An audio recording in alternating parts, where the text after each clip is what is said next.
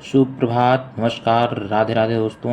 कैसे हैं आप सब? आशा करता हूँ आप सब बेहतर होंगे और आपकी पढ़ाई भी बहुत ही बेहतर तरीके से चल रही होगी। तो आइए शुरू करते हैं आज का अपना टेस्ट। टेस्ट का पहला प्रश्न है ये टेस्ट जो है उत्तर प्रदेश बीसीएस प्रारंभिक परीक्षा से संबंधित है और हम सब जो है इसको पिछले 3 दिनों से लगातार कर रहे हैं। आज ये टेस्ट नंबर 3 है। तो आइए देखते हैं आज का पहला प्रश्न। निम्नलिखित कथनों में से कौन से कथन सही हैं? स्टेटमेंट दिए हुए हैं, 4 स्टेटमेंट हैं और हमें पता लगाना है कि कौन सा स्टेटमेंट सही है। तो पहला स्टेटमेंट पढ़ते हैं। मीठी बिरदी परमाणु शक्ति केंद्र गुजरात राज्य में प्रस्तावित था। कोबरा परमाणु शक्ति केंद्र तेलंगाना राज्य में प्रस्तावित था। ग्वाल पहाड़ी सौर ऊर्जा संयंत्र गुजरात राज्य में स्थापित है। और चौथा है चमेरा जलीय ऊर्जा संयंत्र हिमाचल प्रदेश राज्य में स्थापित है। तो मीठी बिरदी परमाणु शक्ति केंद्र गुजरात राज्य में प्रस्तावित था। जी हाँ, ये बिल्कुल सही स्टेटमेंट है। गुजरात राज्य में प्रस्तावित तो था, लेकिन जिसको संयुक्त राज्य अमेरिका के सहयोग से स्थापित किया जाना था, परंतु अभी केंद्र सरकार ने इसको बदल करके तेलंगाना राज्य में स्थापित करने का निर्णय कर लिया है। तो दूसरा स्टेटमेंट कह रहा है कोबरा परमाणु शक्ति केंद्र तेलंगाना राज्य में प्रस्तावित था। तो हाँ, इसी की बात है, इसी से संबंधित है। कोबरा या कोबड़ा परमाणु शक्ति केंद्र, कोबड़ा एक जगह है जहाँ पे परमाणु शक्ति केंद्र तेलंगाना राज्य में प्रस्तावित है। तो ये प्रस्तावित नहीं था, यहाँ पे स्थापित करने का निर्णय ले लिया गया है। यही जो मीठी बिरदी परमाणु शक्ति केंद्र है, इसी को अब कोबड़ा में स्थापित करने का निर्णय ले लिया है केंद्र सरकार ने। तो ये दूसरा स्टेटमेंट आपका गलत हो गया, क्योंकि अब यहाँ पे प्रस्तावित नहीं स्थापित हो रहा है। तीसरा स्टेटमेंट है ग्वाल पहाड़ी सौर ऊर्जा संयंत्र गुजरात राज्य में स्थापित है। ये भी स्टेटमेंट गलत है, गुजरात में नहीं, ये हरियाणा के गुरुग्राम में स्थापित है। चमेरा जलीय ऊर्जा संयंत्र हिमाचल प्रदेश राज्य में स्थापित है। हाँ, ये सही है। तो इसका सही उत्तर हो गया 1 और 4। लिखा हुआ है गुजरात राज्य में प्रस्तावित मीठी बिरदी परमाणु शक्ति केंद्र संयुक्त राज्य अमेरिका के सहयोग से स्थापित किया जाना था। ठीक है, संयुक्त राज्य अमेरिका के सहयोग से स्थापित किया जाना था। केंद्र सरकार ने इसे अब आंध्र प्रदेश के कोबरा या कोबड़ा में स्थापित करने का निर्णय लिया है। ग्वाल पहाड़ी सौर ऊर्जा संयंत्र हरियाणा राज्य के गुरुग्राम में स्थित है। चमेरा जलीय ऊर्जा संयंत्र हिमाचल प्रदेश में स्थित है। तो ये दोनों तो आपको पता रहे ही होंगे, ये नहीं पता रहा होगा तो आप इसको ठीक से याद कर लीजिएगा।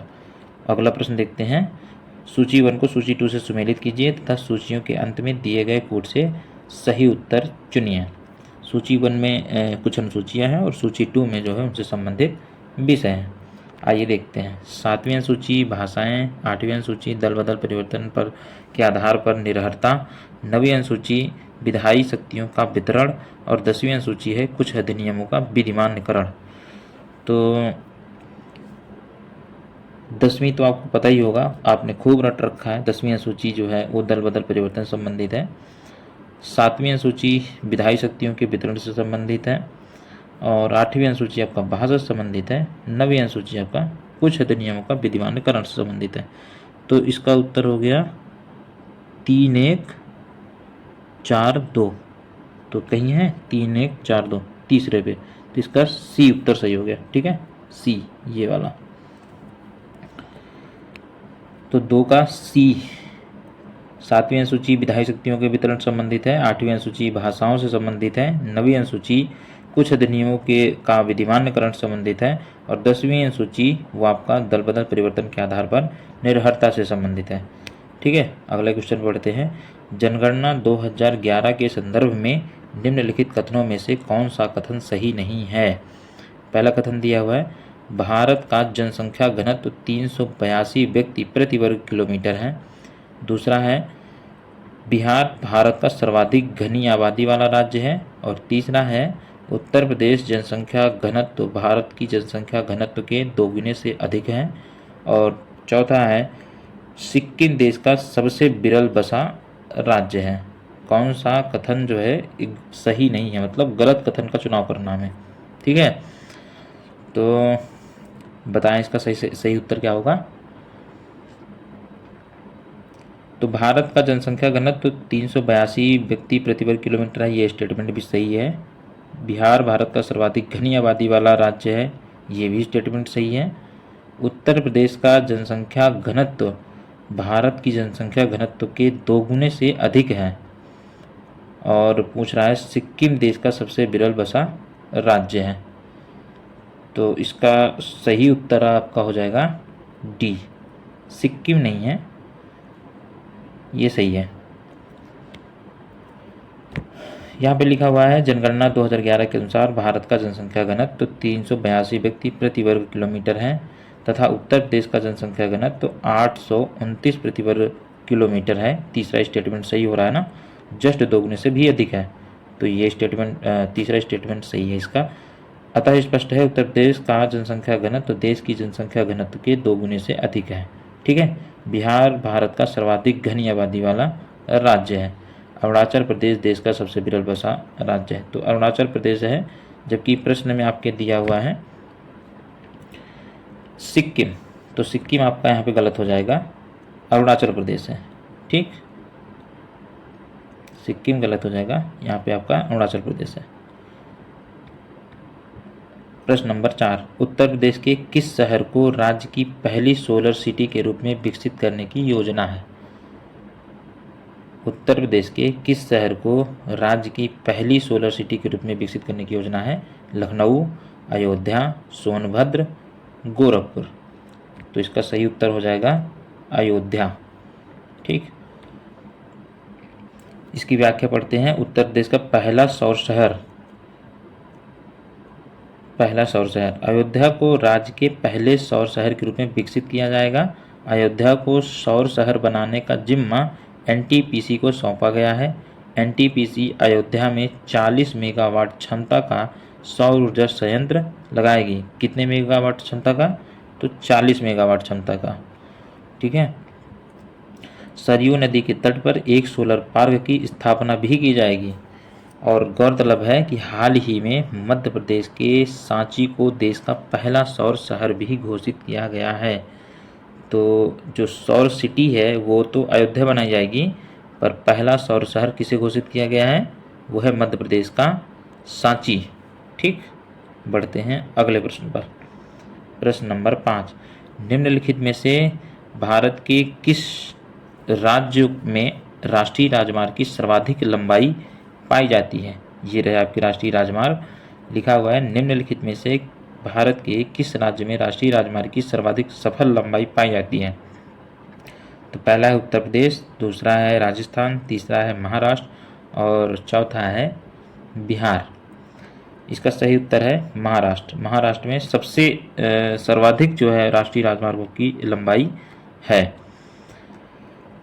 केंद्रीय सड़क परिवहन एवं राजमार्ग मंत्रालय की वार्षिक रिपोर्ट 2022-23 के अनुसार 31 दिसंबर 2022 की जो स्थिति है उसके अनुसार ये बताया जा रहा है कि राष्ट्रीय राजमार्गों की सर्वाधिक लंबाई महाराष्ट्र में है। कितने किलोमीटर राष्ट्रीय राजमार्ग हैं? 18,459.25 किलोमीटर।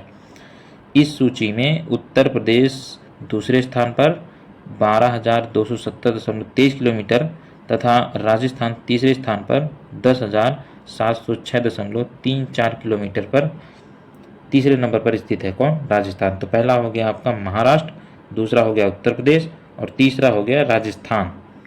बढ़ते हैं अगले प्रश्न पर। प्रश्न नंबर 6, निम्नलिखित कथनों में से कौन सा कथन सही है?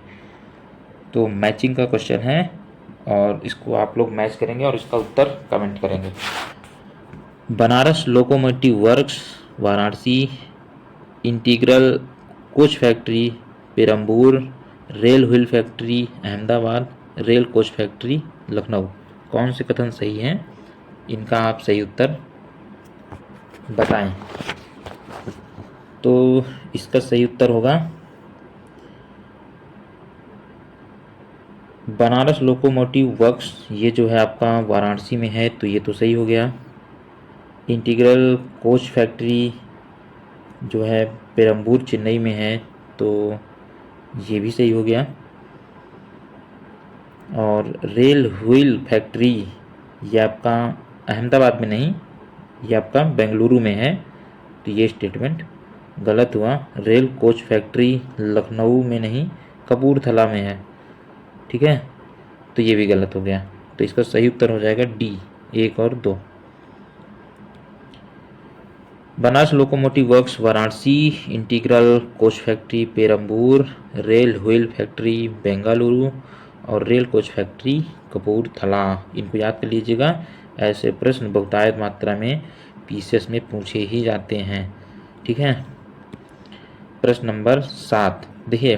प्रश्न नंबर 7 को हल करने से पहले आप सबसे निवेदन है कि सेशन को लाइक ज़रूर कर दें और इसमें कमेंट कर दें लगातार, और हो सके तो आप जो है इस सेशन को अपने दोस्तों के साथ शेयर कर दें। व्हाट्सएप, फेसबुक, टेलीग्राम आदि जितने भी ग्रुपों में आप लोग जुड़े हुए हैं उन ग्रुपों पर आप इसको शेयर कर दें। क्लास की जो पीडीएफ है वो आपको मेरे टेलीग्राम चैनल पर मिल जाएगी, जो स्टडी विद परिवर्तन के नाम से आपको मिल जाएगा। मैं कमेंट बॉक्स में भी टेलीग्राम चैनल को पिन कर दूंगा, तो वहाँ पे जाकर के आप टेलीग्राम से जुड़ जाइएगा और इस पीडीएफ को आराम से प्राप्त करिएगा और पढ़ते रहिएगा। जितनी बार इस टेस्ट को आप लगाएंगे, जितनी बार रिवीजन करेंगे, उतने ही प्रश्न आपको कंठस्थ होते जाएंगे। और निश्चित तौर पे आपको बता दूं, यहाँ से प्रश्न फंसने की एकदम गारंटी है। प्रश्न आएंगे ही आएंगे, क्योंकि ऐसे ही प्रश्न पूर्व प्रश्न पत्रों में पूछे गए हैं। ठीक है, अब आते हैं अपने 7वें प्रश्न पर। तो प्रश्न है, भारत में 2001 से 2011 के दौरान जनसंख्या की सर्वाधिक दशकीय वृद्धि दर्ज की गई थी। बिहार में, नागालैंड में, अरुणाचल प्रदेश में, मेघालय में। तो सर्वाधिक दशकीय वृद्धि जो दर्ज की गई थी वो आपके मेघालय में था। तो इसका सही उत्तर हो गया डी, मेघालय। जनगणना 2011 के अनुसार सर्वाधिक दशकीय वृद्धि दर वाले 4 राज्यों का अवरोही क्रम निम्नलिखित है। जो सबसे ज़्यादा दशकीय वृद्धि हुई है अवरोही क्रम में, मतलब आपके घटते हुए क्रम में, ये 4 राज्य दिए गए हैं। तो एक तो आपको पता होना चाहिए कि ऊपर से 4 कौन है, और आपको ये भी पता होना चाहिए कि नीचे से 4 कौन है। तो ऊपर के 4 हैं मेघालय 27.9%, अरुणाचल प्रदेश 26%, बिहार जो है 25.4% और मणिपुर है 24.9%। ठीक है, तो 7 सिस्टर में से आपके 3 तो हैं ही और एक है आपका नॉर्थ इंडिया का पार्ट बिहार। बढ़ते हैं अगले प्रश्न पर। प्रश्न नंबर 8, नीचे 2 कथन दिए गए हैं, जिनमें से एक को कथन ए तथा दूसरे को कथन आर कहा गया है। अब कथन ए में कहा गया है कि मानव विकास सूचकांक एवं सतत विकास लक्ष्य पर आधारित भारतीय राज्यों की वरीयता में ऋणात्मक संबंध है, और कारण दिया गया है सतत विकास लक्ष्य के आधारभूत आयाम शिक्षा एवं स्वास्थ्य से घनिष्ठता के साथ अंतर संबंधित हैं। तो ये पहला ही जो स्टेटमेंट है, इसका जो कथन है, ये कथन ही गलत है, ऋणात्मक नहीं है।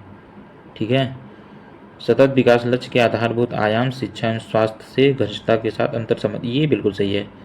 तो आइए देखते हैं कूट में क्या दे रखा है। ए तथा आर दोनों सही हैं। आर कथन ए की सही व्याख्या करता है, तो ये तो गलत ही हो गया, क्योंकि दोनों सही नहीं है, एक सही एक गलत है। ए तथा आर दोनों सही हैं, तो ये भी गलत हो गया। ए सही है किंतु आर गलत है, तो ये भी गलत हो गया। और ए गलत है किंतु आर सही है। हाँ, डी इसका सही उत्तर होगा।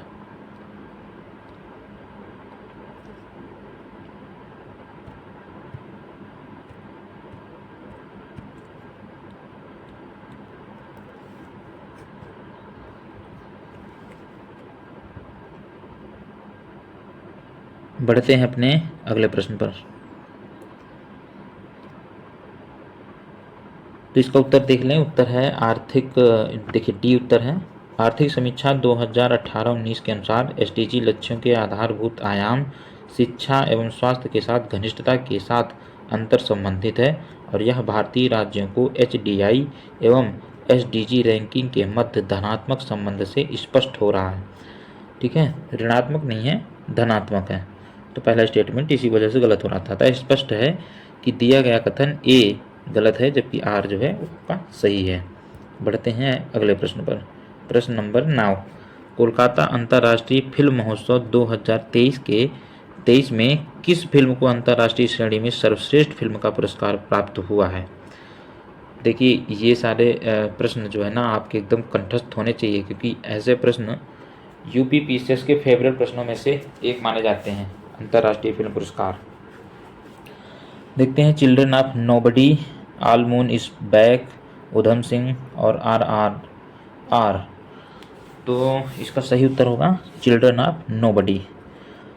ठीक है, कोलकाता में आयोजित किया गया था, आपका 29वां संस्करण था अंतर्राष्ट्रीय फिल्म महोत्सव का, जो 2023 में आयोजित हुआ। और कब आयोजित हुआ, इस फोटो में देखिए दिख रहा होगा, 5 से 12 दिसंबर 2023 को आयोजित किया गया था ये। तो जो सर्वश्रेष्ठ फिल्म थी वो थी चिल्ड्रन ऑफ नोबडी। दिया हुआ है कोलकाता अंतर्राष्ट्रीय फिल्म महोत्सव 2023 29वां संस्करण था, जो 5 से 12 दिसंबर 2023 के मध्य आयोजित हुआ। अंतर्राष्ट्रीय श्रेणी में सर्वश्रेष्ठ फिल्म हेतु golden royal Bengal tiger award Israeli film children of nobody को प्रदान किया गया है। इस फिल्म के जो निर्देशक हैं वो इरेज टैंडमोर हैं। साथ ही वेनेजुएला के फिल्म निर्माता कार्लोस डेनियल मालवे को उनकी फिल्म वन वे के लिए अंतर्राष्ट्रीय श्रेणी में सर्वश्रेष्ठ निर्देशक का golden royal Bengal tiger award जो है वो प्रदान किया गया है। ठीक है, तो आप जो है इनके सारे पॉइंट्स को याद कर लीजिएगा। ठीक, प्रश्न नंबर 10। तो ये रहा आज का आपका आखिरी प्रश्न। और आखिरी प्रश्न का उत्तर जानने से पहले, प्रश्न को पढ़ने से पहले आपसे फिर से निवेदन है कि सेशन को लाइक ज़रूर कर दें, दोस्तों के बीच में शेयर कर दें और लगातार कमेंट करते रहें। अगर सेशन में आपको कुछ भी अच्छा बुरा जो भी लगता है आप कमेंट करें, तभी मैं अगर इम्प्रूव भी कर सकता हूँ और आपके सामने और अच्छे प्रश्न लाने का प्रयास भी कर सकता हूँ। तो निश्चित तौर पर आप लोग इस चीज़ को ध्यान में रखते हुए कमेंट करें। देखते हैं 10वां प्रश्न। देश की पहली ग्रीन हाइड्रोजन फ्यूल सेल से चलने वाली बस सेवा का शुभारंभ किस शहर से किया गया? केवड़िया, बेंगलुरु, नई दिल्ली और पुणे। इसका सही उत्तर है नई दिल्ली। नई दिल्ली से ग्रीन हाइड्रोजन फ्यूल सेल से चलने वाली बस का जो है वो शुभारंभ किया गया था। ठीक है, देश की पहली ग्रीन हाइड्रोजन बस जो ईंधन बस है वो 25 सितंबर 2023 को नई दिल्ली में केंद्रीय पेट्रोलियम एवं गैस तथा आवासन और शहरी कार्य मंत्री हरदीप सिंह पुरी द्वारा जो है वो शुभारंभ किया गया था। ये बसें वर्ष 2070 तक शुद्ध शून्य कार्बन उत्सर्जन तक पहुंचने के लिए भारत के लक्ष्य की दिशा में एक सकारात्मक पहल होंगी। इंडियन ऑयल ने दिल्ली, हरियाणा और उत्तर प्रदेश में ग्रीन हाइड्रोजन ईंधन से चलने वाली 15 बसों का परिचालन परीक्षा शुरू करने की पहल की है। ठीक है, तो ये रहे आज के आपके 10 प्रश्न। आशा करता हूँ आप सबको पूरा सेशन पसंद आया होगा और निश्चित तौर पे ये सारे प्रश्न आपकी परीक्षा में बेहद मददगार होंगे। तो इन्हीं सारी बातों के साथ आज का सेशन अंत होता है। बहुत बहुत धन्यवाद, बहुत बहुत आभार। आप सब स्वस्थ रहें, मस्त रहें, खुश रहें। जय हिंद, जय भारत।